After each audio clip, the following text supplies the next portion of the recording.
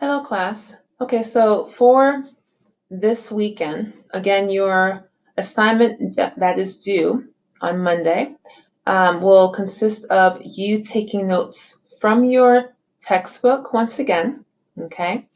And the lesson that I have here covers, however, chapters 3, 4, and 5. So if you find anything that will be useful, in addition to the notes that you'll be taking from your textbook, feel free to jot down additional notes, okay? All right, so first things first, we are covering main idea, which consists of stated and implied main idea, supporting details, and I call this POGs, patterns of organization. Okay, so you will be using this video quite often and to refer to it as often as possible. Okay, and during the week we will be doing interactive activities pertaining to these topics. So the next thing I wanted to address is having to know the key functions of identifying the main idea. Okay, so in order to identify the main idea, I use this visual. You have general, specific, and very specific. Okay, so your main idea is pretty much the general piece, and then you have major points that are specific, and then you have specific, very, very specific in green that support the overall specific ideas, okay?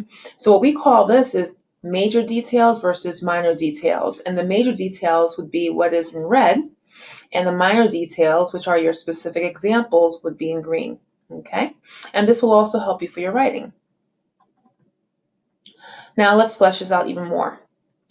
As you see here, you have specific general topics. So special cuisines, okay? I love food, so I had to select that as my topic so I can stay focused. And then for your major supporting details, you would call this your Caribbean food or Italian food, Asian, Middle Eastern food. So those would be your major supporting details that would support your special cuisines. Then you have jerk chicken, okay? One of my favorite dishes. And that is a specific example of Caribbean foods. So your specific, very, very specific examples are your minor supporting details, once again, and it supports the major supporting details, such as the Caribbean food. Now I fleshed it out even more for you. How to identify the main idea, once again, we're looking at the following, okay? So let's say we were writing an essay and our thesis statement was special cuisines are preferred when tourists travel to foreign countries. So, and what do I mean by thesis statement? Thesis statement is a main idea that you use for your essays, okay? There are different types of main ideas and we will talk about that later. So we have this as our main idea. Then if you look in red, once again, you have your major detail. So if you were writing a body paragraph, following your introductory paragraph on Caribbean food, you would state one type of food many people enjoy eating on vacation is what? Caribbean food.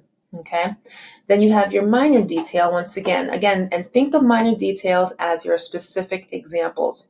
This will help you in terms of your essay writing, so please make note of this. It's not only for reading, okay? So it says here, for example, jerk chicken is a spicy Jamaican dish tourists love to eat, okay? So again, just looking at how all of those sentences from the main idea to the minor details all connect.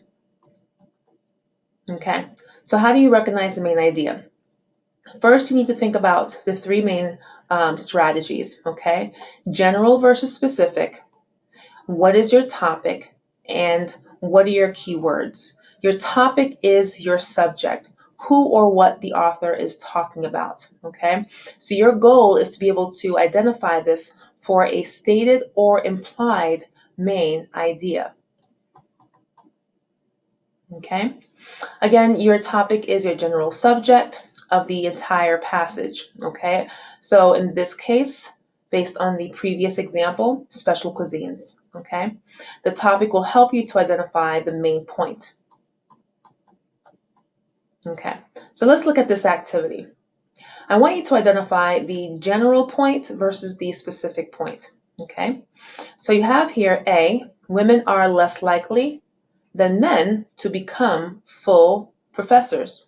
Then you have B, women who become professors are generally paid less than their male counterparts. Then C, women often face discrimination in the field of education. And then D, female professors are not given an equal number of important committee assignments. So again, think about what is or who is your topic, okay? Who or what is the author talking about, and what is the author trying to say, and what are your specific supporting details that backs that up? So look at the choices. Okay, so you should have selected C. Okay, C is very general because it's talking about facing discrimination. Okay, and it talks about facing discrimination because guess what? Women are less likely, right, than men to become full-time professors. Okay, getting a full-time position, that's messed up, right? That's discrimination. Okay, the men are able to get full-time positions aside from the women. So that's discriminatory. Then you have women who become professors are generally paid less. Now you know that's discrimination right there. All right. Last, we have female professors are not given an equal number of important committee assignments.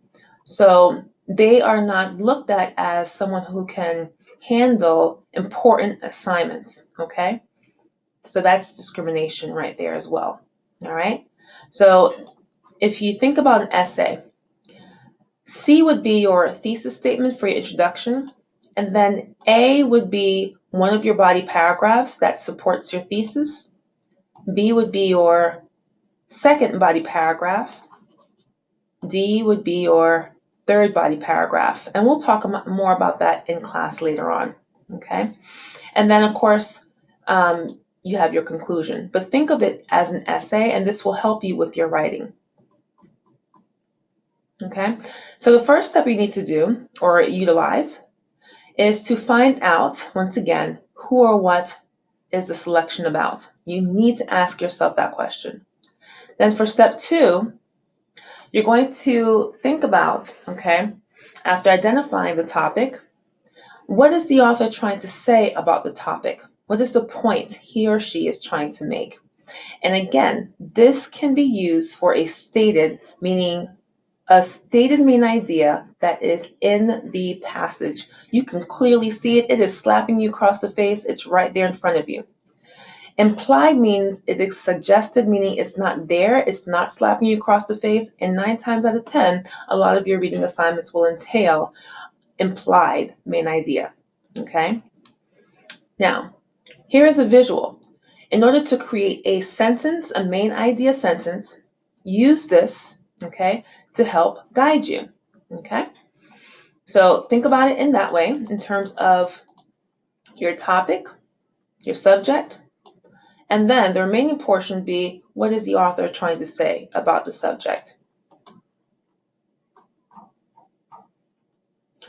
Third, your keywords or supporting details. What details help to back up or identify the main idea? Okay, so you need to look for those keywords or supporting details throughout. Okay, so think about it in that way. For our next video that you will be seeing very shortly, you need to watch and conduct this activity pertaining to main idea. So be prepared and think about these 3 steps.